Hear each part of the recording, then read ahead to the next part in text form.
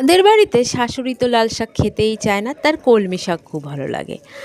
আর আমার বর লাল শাক খেতে চায় তেমন একটা না, কিন্তু আমার যে ভীষণ ভালো লাগে এইভাবে মজাদার লাল শাক বানিয়ে খেতে। তোমরাও খেতে চাও এইভাবে মজাদার লাল শাক? তাহলে তো পুরো ভিডিওটা তোমাদের দেখতে হবে যে আমি এই মজাদার লাল শাকটাকে কিভাবে একদম বানিয়েছি। তারপরে বানানোর পর আর শাশুড়ি আর বলে না যে অন্য শাক খাবো, বরমশাইও বলে যে লাল শাক কি বাজার থেকে নিয়ে আসবো? আমি বলি হ্যাঁ। তাহলে লাল শাকটা ভালো করে ধুয়ে বেছে আমি এই দেখো কুচি কুচি করে কেটে নিয়েছি। কড়াইতে কিছুটা সর্ষের তেল দিয়ে দিয়েছি আর বাদামটাকে ভালো করে ভেজে বাটিতে উঠিয়ে নেব। আর শাকে যদি একটু বড়ি দেওয়া যায় তাহলে তো টেস্টের আর সীমানাই থাকে না। তাই কিছু শাকের ভেতরে বড়ি দেবো বলে বড়িগুলোকে ভেজে নিয়েছি। এই বড়িগুলো যে এত কেন তেল টানে কি জানি বাবা। এত তেল খাস কেন বাবা? তেল কম খা, তাহলে তো শরীর সুস্থ থাকবে।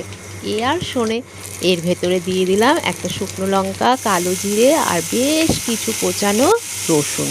তারপরে দিয়ে দিলাম ওই যে কুচিয়ে রেখেছিলাম যে শাকগুলো, সেই শাকগুলো কড়াইতে দিয়ে দিয়েছি। আর তারপরে নুন আর হলুদ। নুন না দিলে তো কোনোই টেস্ট হয় না, কোনো কিছুতেই টেস্ট পাবে না। তাই নুন হলুদ দিয়ে ভালো করে আমি নাড়িয়ে একটু ঢাকা দিয়ে রেখে দেবো।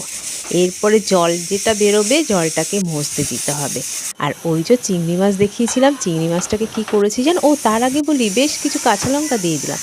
চিংড়ি মাছগুলোকে একটুখানি সর্ষে আর পোস্ত দিয়ে মাখিয়ে রেখেছিলাম। ভাজবে না কিন্তু চিংড়ি মাছগুলো, ওই কাঁচাই দিয়ে ভালো করে নাড়াবে। আর বাদাম আর বড়িগুলো দিয়ে বেশ কিছুক্ষণ আমি ঢাকা দিয়ে নাড়তে থাকবো।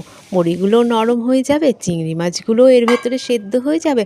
ব্যাস তৈরি হয়ে গেল আমার মজাদার লাল শাক। একবার কথা দিলাম তোমরা করে খাও। তারপরে যারা যারা খেতে চায় না, বাজারে গেলেই বলবে লাল শাক নিয়ে আসবো কি? তখন তুমি বলবে আর কত খাবে লাল শাক। এইভাবে তো আমার ভীষণ ভালো লাগে। চলো খেয়ে দেখি, তারপরে আবার তোমাদের বলছি যে কেমন হয়েছে।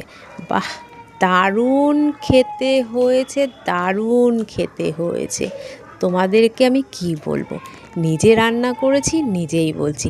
এইভাবে যদি একবার খেয়ে দেখো বারবার করে খেতে ইচ্ছে করবে। তোমাদের